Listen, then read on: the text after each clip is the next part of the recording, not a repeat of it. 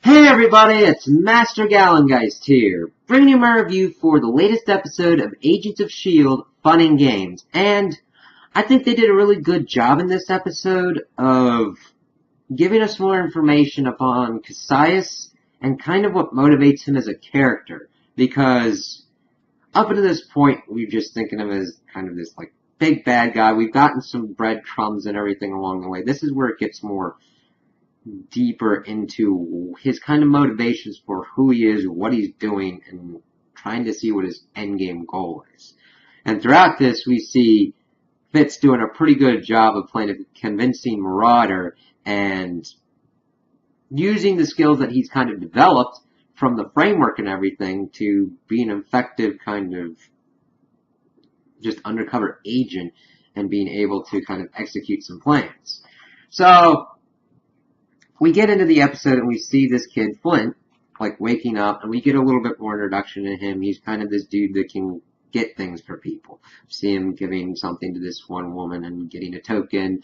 We see him trying to get some things from some other people, but of course he doesn't have the tokens for it. He goes to the grill and kind of gives him this blade. He says he's not asking for charity. He's just giving me your best offer. And of course, the best offer that Grill can give him is able to get him some food to eat, showing that Grill is not a complete asshole, but still. And of course, while he's going along eating, he sees that the Kree are there, and of course one of them grabs him and says that we've been looking for you. So then we get back to Coulson and group talking about how Cassius is breeding the Inhumans to sell them and everything, and of course that explains why all the ships are there, trying to buy them and all that. And of course they're saying there's no sign of May, and of course Coulson is worried about her because normally May would be able to take on the Kree, but of course with her leg like it is, he's not really hopeful about what would happen if she did go up against a Kree. And of course Tess finds him saying that the Blues are there trying to harvest the children. And of course we then get to Fitz and Enoch, and we see Enoch kind of giving a lowdown of the worst who's there, like Lady Caraba, called a demented brute and all that, and Senator Gaius Hanarian, who is like the temperament of a diseased child monster, and of course Fitz going, yeah, these guys are pretty bad, and he goes, well, you are more reprehensible. And he's like, it was really fun coming up with your alias, and I like that they're adding more characterization and development to Enoch, because as pretty much kind of like a paleontologist, anthropologist kind of dude, stories and history kind of go hand in hand, so kind of making up something like this, like a character in a piece of history, probably kind of appealed to him, and he's like, yeah, you are Boshtok, the space marauder of unlimited wealth.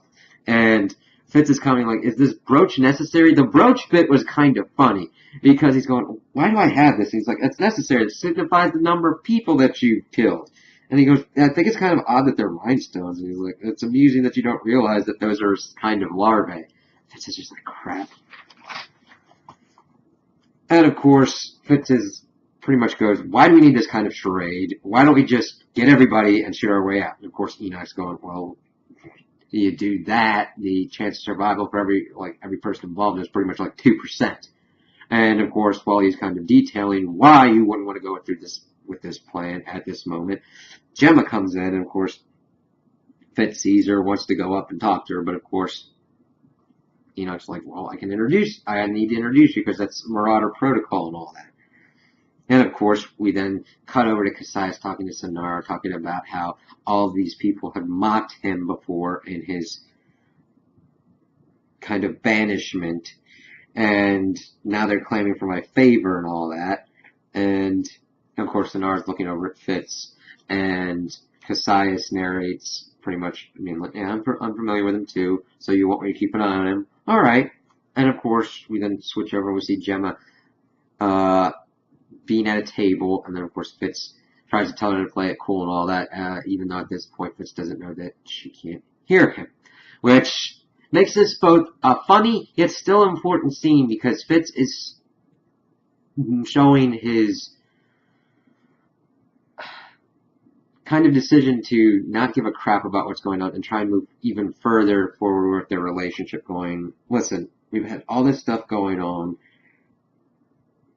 I've missed you. I was in prison for 6 months. I spent 80 years frozen to find you. Realize that we've crossed galaxies. We've traveled time.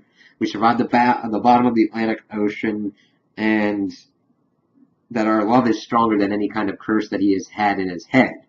Which is a big thing to come to because before he went in, frozen, he believed that he couldn't even try and make it work out with Gemma, but he went to sleep for 80 some odd years to save his friends and the woman that he loves. That's something I don't think you want to give up on. So, of course, he says that they think that they're unstoppable together and that he doesn't want to live without her, and he asks her to marry him.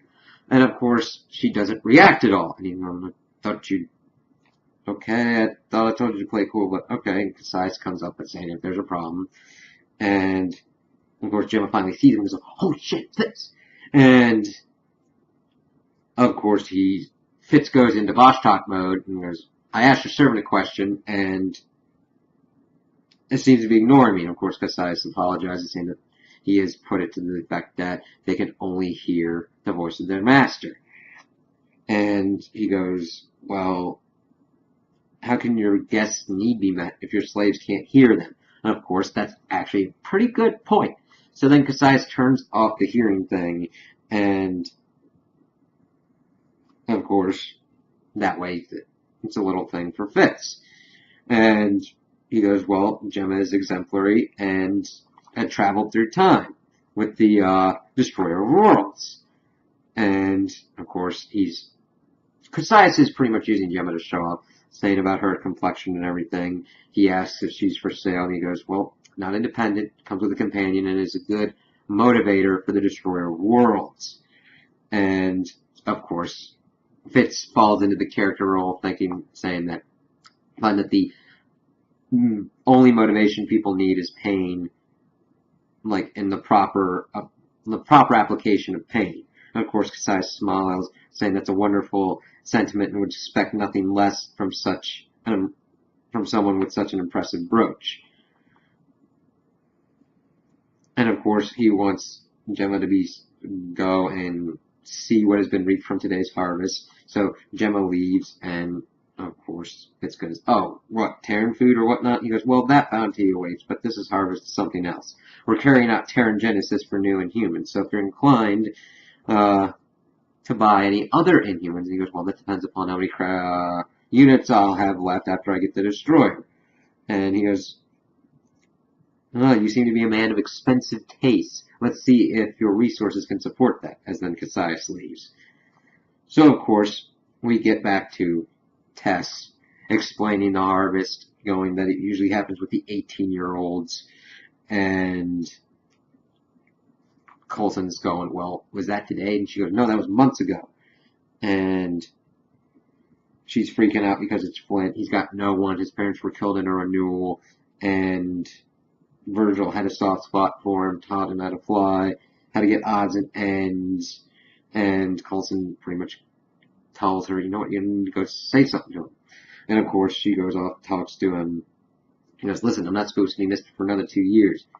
Well, she goes, you don't have to wait, and just kind of go through with it. And at this point, we see Yo-Yo and Matt kind of talking about what's going on. And this was kind of an interesting conversation because Yo-Yo's kind of just Terran Genesis is scary enough that, like, the hyenas watching. He goes, it's not their fault. They've been fed the same line, everything. But Yo-Yo's going, people believe what they want to believe. They're like lambs going to the slaughter. And, of course, they want to... Mac hopes that no one crosses over so that way they don't get sent into another form of slavery. And Flint's trying to play this off the test, saying, hey, if I do turn, you won't have me hanging around and bothering you for scraps. And she goes, I kind of like having you around. So, of course, all the kids go up. The head Kree's talking about getting the bounty, prepare to receive your gift from Cassius. Then, of course, they do the Terran Genesis crystal with the mist, but of course, first nothing happens. But then Flint starts to crust over, and Yo-Yo leaves at this point. Tessa's getting kind of emotional. And then Flint explodes, and he's not there, going, shit. But, of course, we find out that Yo-Yo had went off to girls' portion so she could, like, Yo-Yo back. And she took Flint out, and he's alive. I'm like, whoa. Then we switch over, and we see Fitz talking with Cassius and his guests while they're eating. We learn that the senator was the one that gave the Varel Nexian litter to Cassius, wondering how they're going and everything. Cassius saying that they're kind of unruly to handle. And he goes, well, they're not ready to, like, cuddle or anything. And hope that he'd provide a triumph because of the strain of the exile wearing on your soul. And of course, Cassius looks pissed off when he is mentioned that it's exile. He does not view it, or doesn't want to view it, as that kind of punishment. Going, was never exiled, and Father wanted me to oversee his Earth project personally, while the brother, of course, oversees the family empire. So, this is how Cassius views it, and also wants other people to view his rule over Earth. And this just puts another kind of layer onto who is Cassius' father and what is his goals. So, while this is going on, we see Ben and Daisy kind of talking, and he never offered me as a fighter today, guessing that he was doing it because he had helped Daisy and Gemma and all that. And she's, of course, apologizing to him, and he's like, listen, things can turn in our favor. We can do this. And he's like, I'm glad that my inhibitor's on so I don't have to hear the dumb idea that's rattling around in your head. And he's telling her to stop thinking that she's got a choice, that we're slaves. And she, of course, apologizes for getting mixed up in all this, and then hopes that he doesn't have to kill her, that they're put together and then he has to kill her. And of course, we see that the senator had brought in a delicacy, fresh Xandarian snail. And he goes, that's too generous of a gift. And, of course, the senator knows what he's doing, keeping this in mind when the bidding starts. Always try, and we see how these people are trying to curry favor with Cassius. And of course, the lady asks how he keeps the human population so well under heel, and Fitz just breaks in and pretty much lays out Cassius' whole deal, which is actually pretty effective how he did it, just to cement his Bostock character, while also gaining favor in a better way with Cassius, because the senator is trying to appeal to his vanity, and of course, in the way and where Cassius is at this moment, anything that can remind him of lost pride or loss in stature kind of goes against trying to curry that favor. Whereas with what Fitz is doing as Bostock, talking about how to keep the human population in check, you have to get them to kill each other, because normally they would have the numbers. So you want to kind of like trick them. Ritualization helps, really efficient, and kind of like make a game out of it, saying that that's at least his experience. And, of course, keeping that fear alive in the humans so that way they don't rebel. And, of course, Cassius smiles and, is like, wow, seems that we have similar minds.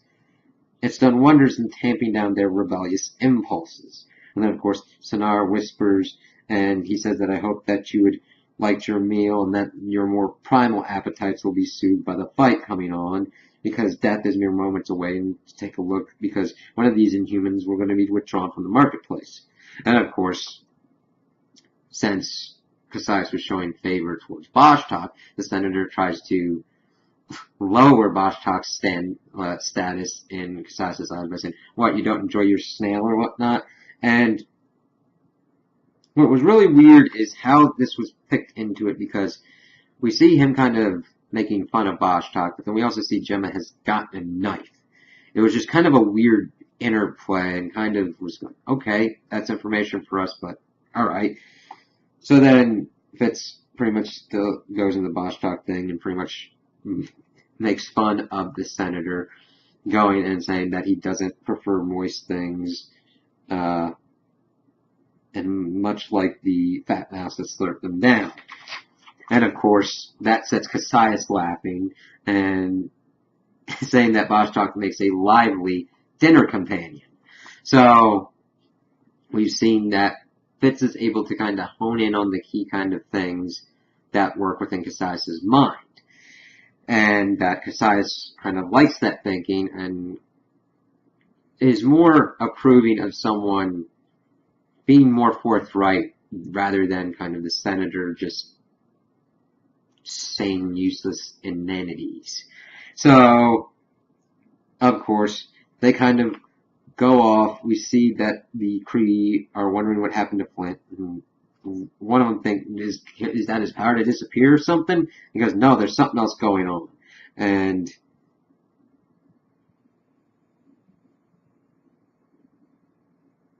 they're trying to think and figure out what's going on. Of course, Yo-Yo and Flint are, like, we see Tess talking to Coulson, wondering if he's dead, and of course Coulson goes, I'm not sure, but I think I got a theory. So of course we get to Yo-Yo and Flint, and he's like, I need to go back. Problems are going to happen. And he goes, well, and Yo-Yo goes, no, it doesn't matter if you think you're going to have a better life. If you're sold to someone, they're not good people if they buy people, you know? And he goes, I don't give a crap, and starts to walk on, but of course Yo-Yo closes the door, and he goes, how the hell did you do that? And of course it opens, and Tess comes in and hugs him, and wondering what's going on, he goes, I was kidnapped by a crazy woman, and of course Max, like, the kid's not wrong, and it was kind of funny because they're getting the lowdown, and of course you're like, don't worry, she's an Inhuman too, and he goes, I kind of figured that, and Coulson goes, well, we've got other Inhumans as well, wondering if Max one goes, him? He goes, and he was like, no, he's just cool. So they're hiding out in Grills because Grill is reporting to his station boss, should be back at the end of the day. So they come up with a plan to pretty much put Flint on the trawler and the brig and figure out a couple days of how to kind of get him out of there. So since they don't have a pilot at the moment, they're just going to have to use Tess at the moment. And she goes, listen, let me go on my own. I'll figure out how to get to the trawler and all that. You just guys stay here. So then we get to Fitz kind of shaking hands with Cassius. And Cassius is refreshed by having a man of his caliber join their ranks. And here, join me for the upcoming display of what's going on.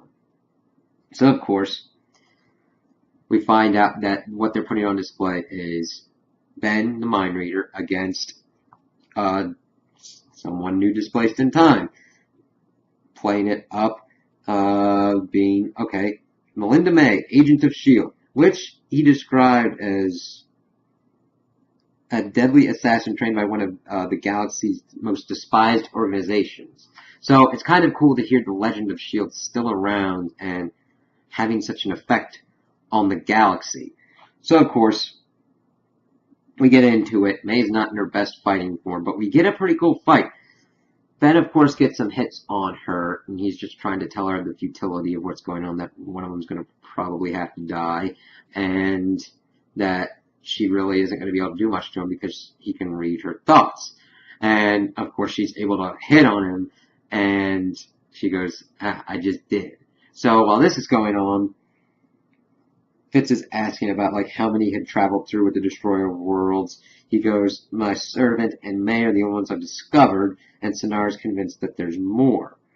And he's talking up how talented Ben is, but he goes, he wouldn't last a day in my father's army. And you speak fairly highly of him, and he's like the greatest warrior I know. And, of course, he digs more into Cassius's kind of past. And the way he's talking about his father I don't know if they're alluding to that his father could potentially be Thanos or whatnot, because if this is in the future and the Earth is destroyed, that would mean that the Avengers wouldn't have been able to stop Thanos. And that's just a theory I've got at the moment, that they would be able to tie in with the Avengers movie coming out.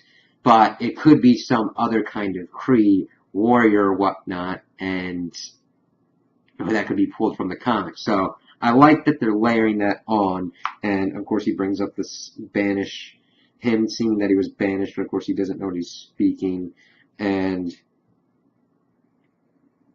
that he's trying to earn his respect and all that, and saying that he knows the same thing, that he had to do the same thing with his father, and that left scars. Cassius is going, there was a tragic misunderstanding. Now, I like when they allude to that kind of stuff, but I kind of want to know more. I hope that they eventually kind of flesh that out as to why Cassius is the one on Earth, and what he did to get there. So, we pretty much get to the end of the fight, and of course we're seeing what is going on as Vashtak is trying to lay in and go, well, if you sell the Destroyer of Worlds, that'll seem to redeem you, and especially having a great fortune to smooth over any transgressions. So it's going, okay, we'll kind of have to see what goes on with that. So of course we get May down, and she's looking up at Fitz. Fitz goes that this fight's boring him, and that Cassius is trying to reassure him that it'll end in the most spectacular of fashions, saying that he wants to throw more weapons in. Of course, Fitz is going, that's not going to do it. He's like, I came here for the Destroyer. And of course he's going, I'm afraid of life is owed. And he goes, why don't you send one of them to the surface? And he goes, alright, send May to the surface. And she thanks. And of course Ben goes, you're only delaying the inevitable. There's no way you can escape the roaches. So of course we then cut back to Tess, as the Kree dude's pretty much grilling her to see if she knows anything about Flint. And of course she says no, and says that if she finds anything, that she'll let him know. Of course she leaves. Well, then we get to Flint, and he goes, why don't I have my powers yet? Of course Yo-Yo goes, you have them, they're just not revealed yet. And asks about her story. And we get her story, which was kind of interesting.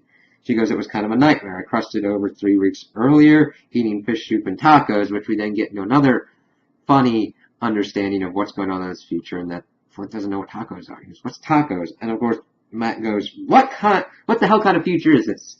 And learning that tacos is a food. And of course, she goes deeper into it, going, I thought it was a dream. My cousin called, said there's bad news about her mom, went to get a beer, whoosh. She came back to the couch, beer in hand, and she's like, I need a bottle opener. Whoosh. Come back on the couch, bottle opener in hand. And she's going, my heart was beating so fast that I thought somebody had put cocaine in my beer. Which, if you think about it, is not an unreasonable reaction if you're going, how am I doing this? What's going on? What? And Mike's going, whoa, hold back, dial it back, Escobar. And of course she goes that she had her cousin come over and he was talking her out of an exorcism. And it was just kind of crazy. Of course, Grill goes, that's a great story. And sure that Cassius wants to hear it himself. And we're going, okay, that's not a good thing, as he is now understanding what he's got in his group of people. So we get to Cassius, and people are bidding on the telepath, but of course he goes, you know what, I can't sell this guy. And of course the senator is pissed off, going, why are you teasing us like this? I could have gone to a brothel to get teased. And he goes, no. See, what happened is, this Inhuman lied to me. And of course Fitz goes and tries to get him to let one of the other buyers discipline him instead. But he goes, I thought you of all people would understand how I cannot let this stand. Me as a man of honor cannot have a slave of mine lie to me. So, of course, he has Sonara kill him with her ball weaponry, and before he died, said that don't think that this is your fault, Daisy, as she's pleading for his life. And of course, she couldn't do anything. And I was just kind of shocked that they took his character out like that. In one, he had a really interesting power set, and two, there could have been some more character development there, but it's not the worst way I've seen certain things go. So then we get back to Coulson and Co. Grill pretty much having them magnetized to something and shocking them, saying that, you know what, I would have been away sooner, but my manager let me know that one of my trawler pilots was fighting in the crater. And of course, they're asking if she's alright. But he's going, well, I don't know if you'd say alright. She's roach food, morsel more like.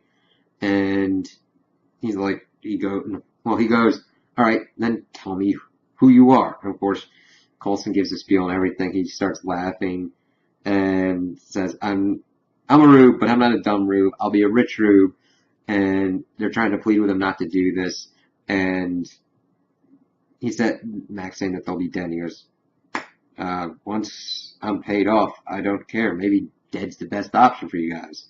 And we see rocks levitating around him. Then we cut back to Daisy sitting down. Of course, Gemma comes in, and they're lamenting the fact about Ben dying and how they couldn't do anything and that they're going to kill him. And she's going, well, how can you hear now? Well, Fitz tricked him into letting me hear. And I loved how they just discussed the crazy fact that he's there. And how is he here? I don't know. And of course, Daisy's explanation of it is, wow, he showed up in his own spaceship. That's a pretty baller move. Not to mention that he's got like that bounty hunter kind of thing going on. But of course, Gemma goes, I kind of prefer him in cardigans. And just showing the kind of comfortableness that they have with their relationship. And they're going, well, we don't know what he's planning, so I've got a knife pretty much. That's about it. And Daisy's going, that's not, no. And Gemma's thinking, listen, there was limited cutlery. And she goes, no, we have to have a better plan, alright? So it's just back to what we usually are, us against the world. They kind of hug it out and they kind of go. Gemma's walking down the hall and she was almost about to come up to Fitz, but of course one of the other servants goes, there's a situation and you're needed. So of course she leaves and Fitz is left by himself until Enoch says that we have a problem, and saying that someone new has arrived, wealthier and more feared, his brother, Cassius' brother. So, okay, the Destroyer of Worlds is a big fucking deal, and of course, the dad has to send the brother to see what's going on. So we get back to Grill, and he's just pretty much trying to, like, keep the situation under control. It's like, why are people fighting? He's going, well, it's the fun and games kind of thing. Let's just hope that they don't choose you to fight. And, of course, he's zapping people. He's pretty much understanding that Yo-Yo set up Zed, and is kind of pissed off about that. And he's going, hey, there's no need to turn you guys in cherry. I'm going to zap, I just want to watch you sizzle it. And of course, while he's hurting them, rocks start flying around and start hitting different people. We find out that this is Flint, and he's telling him to stop. But of course, he starts to be able to aim the rocks, kind of, and they start hitting Grill. And he goes, listen, you stop or I stop you. And then, of course, he's able to gather up all these rocks, and we see him use his hand, kind of clenching it into a fist, and we see all these rocks form into one giant kind of semi-boulder, and it's shot down and at Grill's head and kills him. And everybody's looking at him like, whoa. So, it's some kind of kinesis kind of effect in that he can probably control. It's on a similar effect to Quake. She has more effect of vibrations. He controls, it seems to be earth or rocks. So he could potentially be very important in the reformation of Earth potentially. So we'll have to see where that kind of goes. So of course we get to Fitz talking to Cassius, kind of pissed off that his brother's here, and he leaves the conversation he was on. He's like, "Isn't this wonderful? A journey from my home world is very significant, and Father must be serious to send Falnak in person to do this." And of course Fitz is being pissed off. You said that I was gonna have a decent chance of getting the Destroyer of Worlds. And he's like, "Yeah, you'll have a chance. I'll entertain it. But I encourage you to look at any other Inhumans." And of course Fitz and Enoch are then talking. He goes, "Well, that didn't seem to go well." And then hands a package to Fitz saying, "Let's just hope that the rest of it goes well." And says that he wants Enoch to do kind of one last thing. So of course we see Kree going through and looking into Grill's shop, but sees nothing. He walks kind of towards the office into it, but of course closes it. We see that Grill's body's in there with the rest of Coulson and his team. We get back to Fitz, and the rest are in the balcony getting ready for what's going to be going on. Of course, Falnak comes in, and Cassius is going, "It's an honor for you to join us." And of course, his brother goes, "There's no honor here with this cesspool. I'm only here on Father's orders," and he's pleased that Father sent you his most trusted messenger. They do a really good job of showing a very strange sibling rivalry here. We get to understand that Falnak, if he isn't the eldest brother to keep that in charge, he is what we believe to be stronger than Cassius in how he uses his rage and everything, because he's going through and saying that this better be the Destroyer of Worlds. It better not disappoint. Otherwise, I will show you the different shapes that my anger can take. And we see that with the barbs being traded, of course, being set as a messenger for Father, not an entity of himself. And he's like, "Yes, I can give you kind of a quick demonstration of my own as well." And of course, he wants the Destroyer to battle one of his prized Inhumans, but he's like, "No. Not one of your homegrown experiments. It has to fight a Kree warrior. Maybe your Stray will suffice." That gives us another opening into the relationship between Cassius and Sonara. So evidently Sonara is viewed as a Stray in Kree society, meaning she was probably orphaned or has no higher familial connection, but yet is important enough for her battle skills to keep as one of Cassius's trusted confidants and enforcer. As he's saying that, is she not that good? Because Sonara is important to him.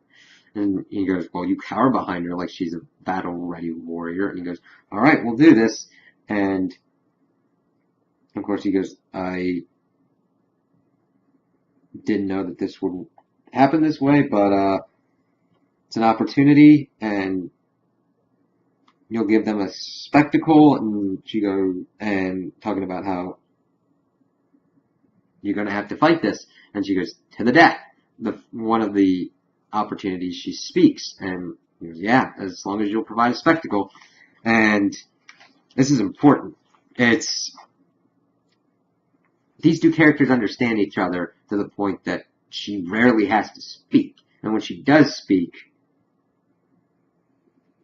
that's a big kind of clue as to what she's trying to think and what she's trying to articulate to someone, because if he can just know what she's thinking from her eyes pretty much, or whatever kind of link that they've got, her having to say it out loud is just kind of a finality kind of thing on, this is to the death. I want to say that at least. So then we get to Flint being like, "I can't be here anymore. I don't want to be in the room with Guy I just killed." And of course they're talking him down, saying, "Listen, you had to do it. He was going to kill us. And we got to go find, me and Mac are going to go find Tess, get you in the trawler, we'll get out." And of course, as they're walking by, Coulson and Mac are pretty much talking like, "This is kind of crazy. This kid should be playing ball, running for class president." And then we get another kind of cool character development moment where Mac's on, "Or class treasurer." And he goes, "I kind of wouldn't peg you for that." And he goes, "That's kind of really specific." He's like, "I served 3 terms. I'm a pretty financially responsible dude." And it's just cool to see that other kind of facet of Mac. So as they're going, they get to the area where the ritual for the Terran Genesis was held, and we see that Tess is hanging with a sign on her that says, "Bring the Inhuman." And they're kind of just like stunned, as I was. I'm going, wow, there's another character that could have used some more development, but she at least was better developed in the shorter time frame than Ben was. So this felt like it was a nice impetus to get our characters to get a better plan into motion and get going a little bit faster. So, alright, we gotta go, we gotta keep Flint safe, so we gotta leave. So we get to the main event, we see Quake being brought into the arena, and, of course, Cassius is going, alright, we'll get this going shortly, but first, of course, some precautions. They put up a shield on the balcony, and they uninhibit Daisy, and Sonara starts going at her with her balls, and of course Daisy dodges and goes with a cool line like, "Alright, you freaky blue bitch, let's do this." And then of course we see kind of what the fight would have been like if May had been 100, because